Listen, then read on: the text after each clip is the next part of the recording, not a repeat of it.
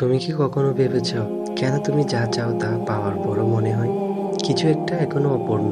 কেন দুনিয়ার আরামায়েশ, অর্থ সম্পদ, খ্যাতি এসব পাওয়ার পরেও অন্তর যেন ফাঁকা লাগে? আমাদের অধিকাংশ মানুষ সারা জীবন কিছু একটা খুঁজতে থাকে, কিন্তু শেষ পর্যন্ত কি পায়?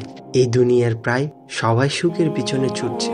কেউ টাকা চায়, কেউ খ্যাতি চায়, কেউ বিলাসবহুল জীবন চায়। কিন্তু যে মানুষটা কোটি টাকা আয় করে সেও আরো বলে আরো চায়।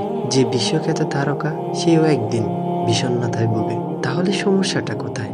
কোরআনে আল্লাহ তাআলা বলেছেন, প্রাচুর্যতার মোহ তোমাদেরকে ভুলিয়ে রেখেছে যতক্ষণ না তোমরা কবরে পৌঁছাও। সূরা তাকাসুর আয়াত 1 থেকে 2। এই আয়াতে আমাদের বাস্তবতা খুলে দেয়। আমরা দুনিয়ার মোহে এতটাই ব্যস্ত যে ভুলে যায় এই জীবন ক্ষণস্থায়ী। দুনিয়ার সুখ ক্ষণস্থায়ী, কিন্তু প্রকৃত শান্তি শুধু আল্লাহর কাছে। জেনে রেখো, আল্লাহর স্মরণে অন্তর স্থিরতা পায়। সূরা আর-রাদ আয়াত 28। কেন জানো?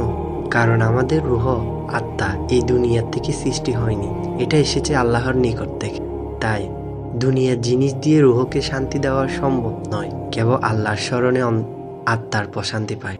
তাহলে সমাধান কি? বেশি বেশি কোরআন পড়ো, এটা আল্লাহর সাথে সংযোগের। নামাজে মনোযোগ বাড়াও, তুমি দেখবে অন্তর ধীরে ধীরে প্রশান্তি হয়ে যাচ্ছে।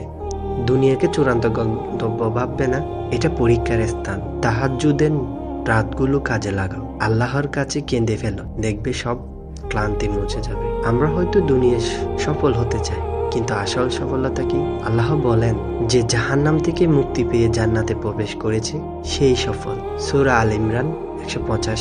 তুমি এই ছোট্ট দুনিয়ার সুখের জন্য তোমার চিরস্থায়ী জান্নাতকে বিক্রি করবে, নাকি দুনিয়াকে সামান্য সময়ের জন্য ব্যবহার করে জান্নাতের পথে হাঁটবে?